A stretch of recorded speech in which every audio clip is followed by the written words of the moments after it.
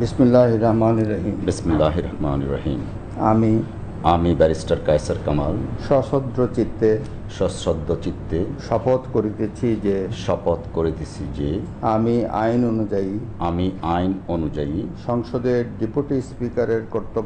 সংসদের ডেপুটি স্পিকারের কর্তব্য এবং কখনো আহত হইলে স্পিকারের কর্তব্য বিশ্বস্ততার সহিত পালন করিব। আমি বাংলাদেশের প্রতি অকৃত্রিম বিশ্বাস ও আনুগত্য পোষণ করিব। আমি সংবিধানের রক্ষণ, সমর্থন ও নিরাপত্তা বিধান করিব।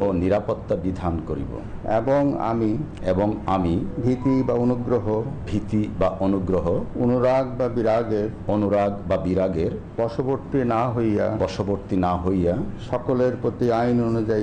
সকলের প্রতি আইন অনুযায়ী যথাবিহিত আচরণ করিব। Thank you.